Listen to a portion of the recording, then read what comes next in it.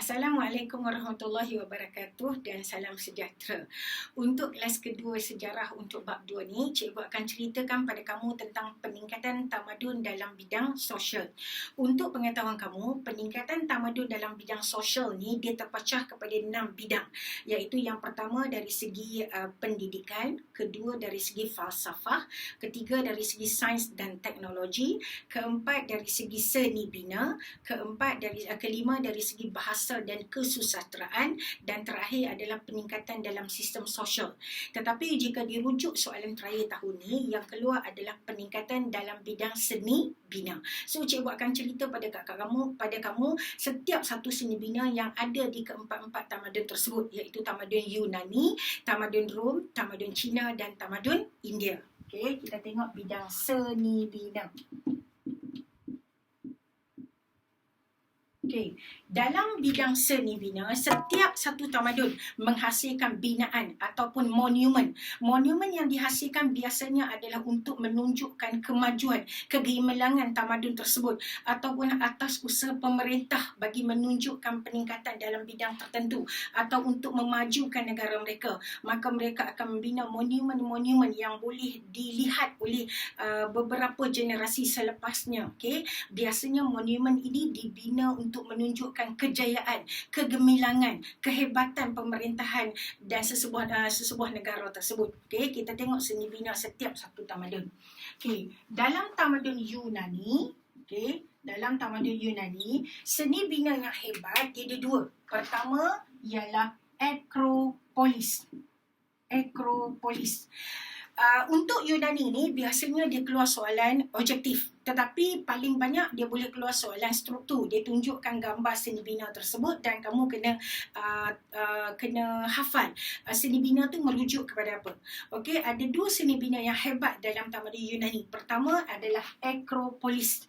Akropolis ni satu binaan yang dibina lebih kurang atas tempat tinggi macam bukit sikit, dan Akropolis ni bertujuan sebagai pusat pentadbiran. Dia jadi macam pusat pentadbiran di negara kota Athens. Okey, macam kamu tengok sekarang pusat pentadbiran Putrajaya yang menjadi pusat pentadbiran bagi Malaysia. So Akropolis tu seolah-olah macam Putrajaya kita sekarang. Akropolis adalah pusat pentadbiran bagi negara kota Athens dalam tamadun Yunani. Selain daripada pusat pentadbiran, di Akropolis ni adalah merupakan pusat kegiatan agama. Okey, adalah pusat kegiatan agama. Okey, untuk pengetahuan kamu, di dalam Akropolis ni terdapat binaan seperti teater.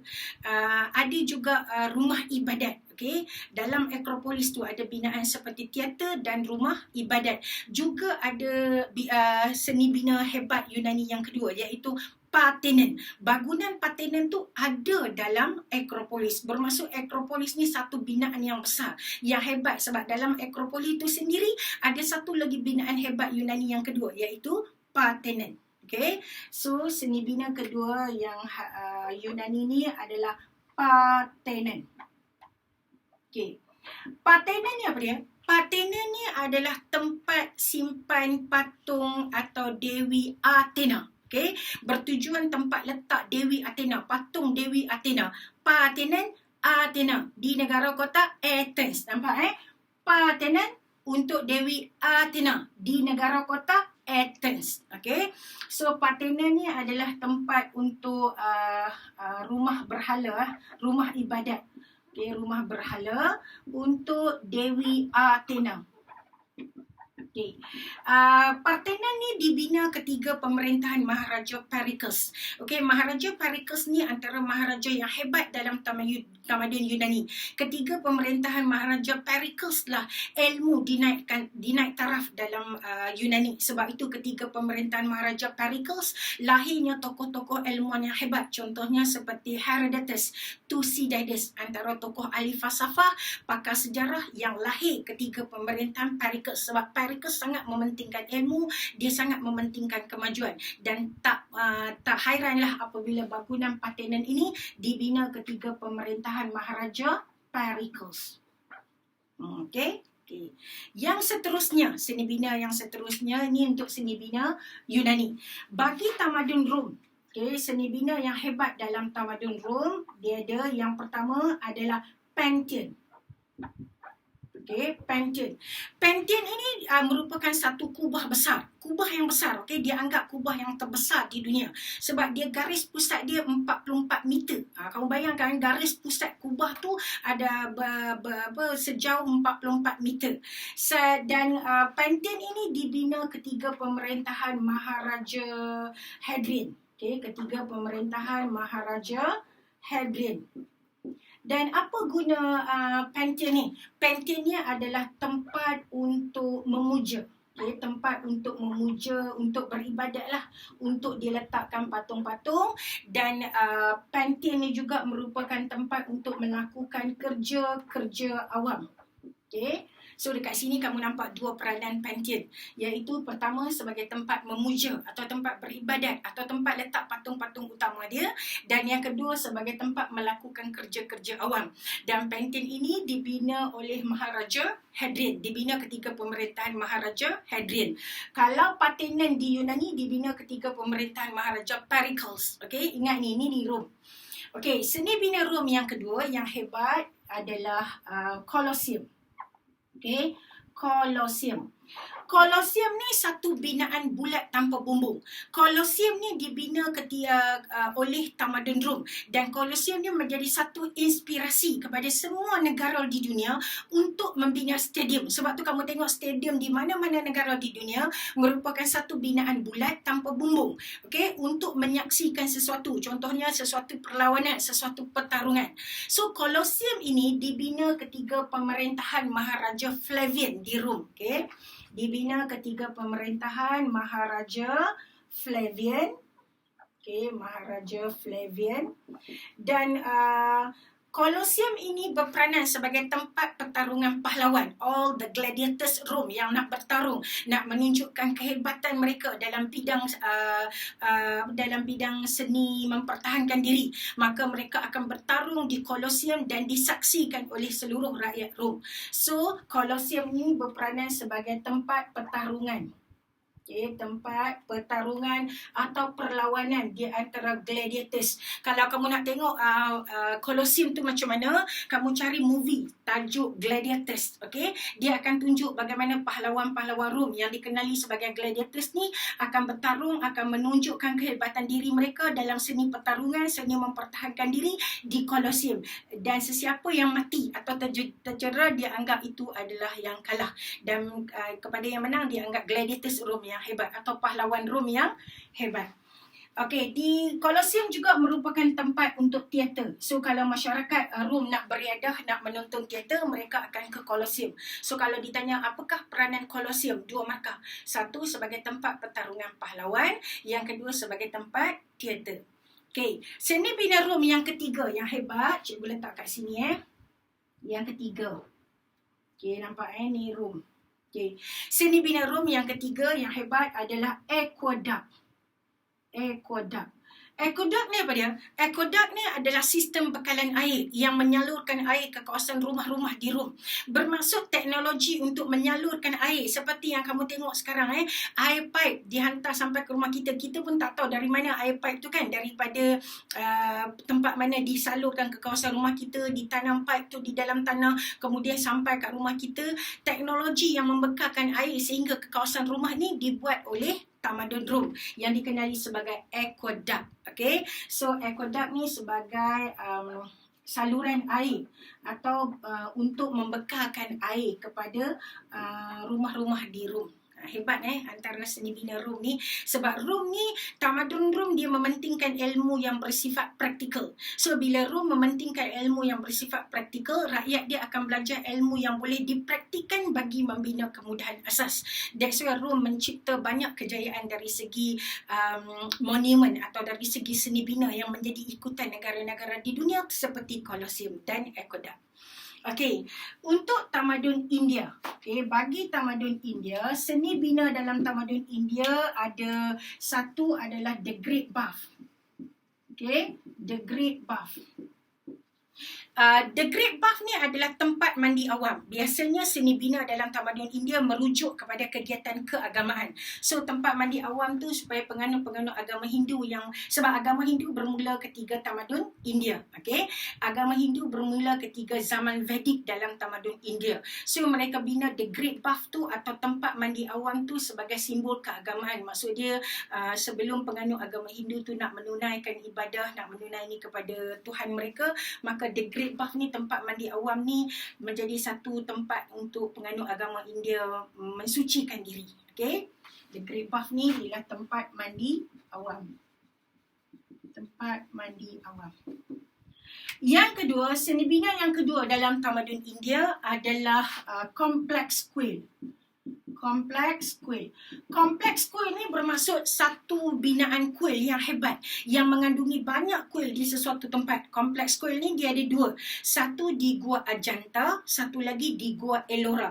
Okay? Complex quill ni terdapat di Gua Ajanta dan di Gua Ellora.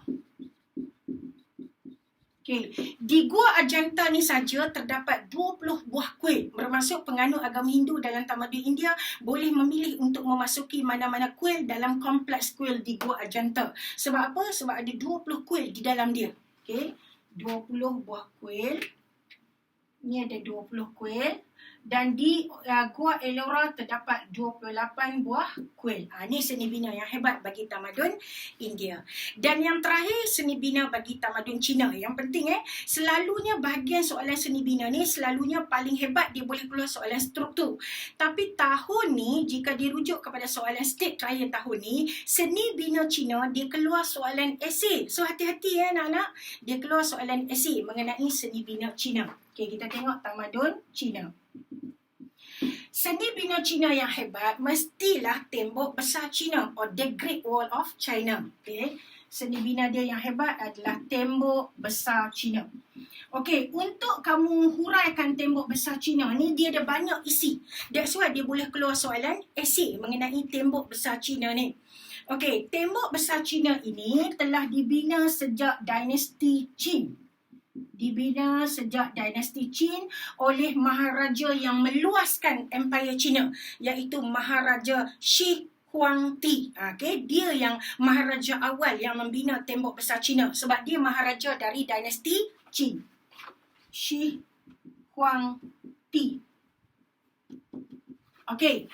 Kenapa Shi Huangdi membina tembok besar Cina ni? Tembok besar Cina ni bertujuan sebagai benteng pertahanan, mengelakkan serangan orang dari luar, mengelakkan serangan dari orang gasar.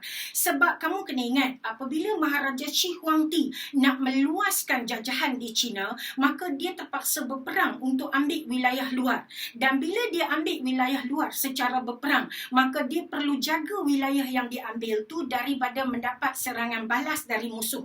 Maka that's why dia membina tembok besar Cina, bertujuan sebagai benteng pertahanan atau mengelakkan serangan dari orang gasar. Okay. Bertujuan untuk sebagai benteng pertahanan. Benteng pertahanan. Okay. Kemudian tembok besar Cina ini berapa panjang? Jauh tau. Berapa panjang tembok besar Cina ni? Sejauh 1,500 batu. Nampak Panjang tak? Panjang. Dari Johor pergi ke Perlis rasanya lebih lagi. Okay? Saya ingat cikgu kalau dikira dari segi kilometer. Daripada KL pergi ke Perlis lebih kurang 400 lebih kilometer. Kamu bayangkan tembok besar Cina ni sejauh 1,500 batu. Mungkin daripada Johor pergi ke Perlis, daripada Perlis pergi ke Johor pula. Okay? 1,500 batu panjang. Tembok besar Cina ini dibuat daripada batu dan tanah liat. Okay? Batu dan tanah liat. Kenapa tembok besar Cina dianggap antara seni bina yang hebat, antara the 7 miracle daripada dunia ni? Sebab kamu bayangkan di atas puncak bukit terdapat tembok yang panjang sejauh 1,500 batu. Malah di tembok besar Cina tu terdapat pula istana kota larangan. Kamu bayangkan bagaimana Maharaja Shi Huangdi mampu mengerah hamba dia untuk membina satu tembok yang panjang di atas puncak bukit. Bagaimana mereka carry batu dan tanah liat ni untuk dibawa naik ke atas. kelas. Sebab itulah Tembok Besar Cina ni antara seni bina yang hebat, dianggap antara 7 keajaiban dunia yang dicapai oleh manusia. Okey. Di Tembok Besar Cina ini, terdapat Istana Kota Larangan. Terdapat Istana Kota Larangan. Nampak Di tembok ni saja, di Tembok Besar Cina ni terdapat istana yang dikenali sebagai Istana Kota Larangan. Istana Kota Larangan ni pula terdapat dewan dan taman di istana ni, di Istana Kota Larangan. Istana Kota Larangan tu terdapat di Tembok Besar Cina. Di istana tu sendiri terdapat dewan dan taman. Okey, nampak Di Istana Kota Larangan ni terdapat taman dan dewan. Okay. Apa peranan dewan di Istana Kota Larangan tu? Kamu ceritakan satu-satu. Pecahkan setiap isi ni kepada 3 ayat. Dewan di Istana Kota Larangan berperanan sebagai tempat hukuman. Okay. Dewan juga berperanan sebagai tempat kerayaan, meraihkan sesuatu perkara. Dan dewan juga berperanan sebagai tempat perjumpaan. Nampak Sebab tu mengenai Tembok Besar Cina, mengenai seni bina Cina, dia boleh keluar dalam soalan esei. Sebab dia banyak isi. Kamu nampak ni. Seni bina Cina yang hebat adalah Tembok Besar Cina. 1 markah. Tembok Besar Cina telah dibina sejak dinasti Qin oleh Maharaja Shi Huangdi. 2 markah. Tembok Besar Cina dibina sebagai benteng pertahanan. Tembok Besar Cina ini sejauh 1,500 batu. Ia dibuat daripada batu dan tanah liat. Di Tembok Besar Cina terdapat Istana Kota Larangan. Di Istana Kota Larangan terdapat dewan dan taman. Dewan berperanan sebagai tempat hukuman. Dewan juga berperanan sebagai tempat kerayaan. Dewan juga berperanan sebagai tempat perjumpaan. Pecahkan kepada 3 ayat. So, kamu dah akan dapat 3 markah. Okey, selain daripada Tembok Besar Cina, seni bina Cina ni, cikgu tambah kat sini Seni bina Cina yang hebat adalah pagoda. Pagoda. Pagoda ni, kamu tengok pagoda ni macam mana? Kamu tengok pagoda ni, kamu tengok dekat kita. Kamu pernah makan kacang cap pagoda tak? Kalau kamu pernah makan kacang cap pagoda, kamu akan nampak binaan pagoda tu. Pagoda ni setinggi 15 tingkat. Okey, setinggi 15 tingkat dan berbentuk oktagon.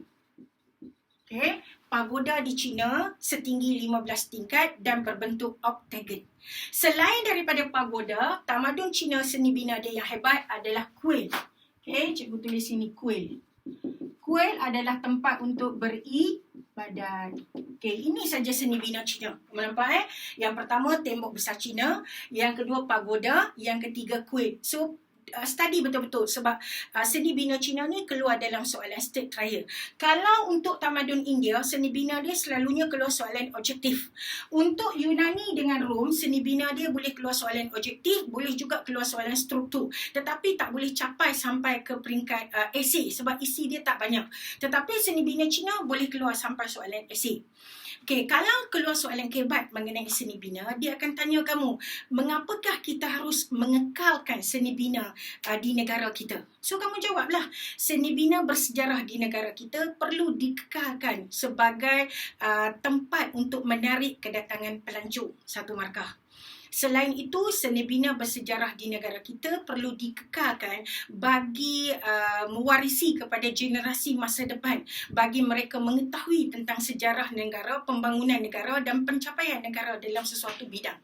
Selain itu, seni bina juga perlu dikekalkan kerana seni bina melambangkan kejayaan sesuatu bangsa, melambangkan pencapaian dan tahap pendidikan atau tahap sains dan teknologi sesuatu bangsa.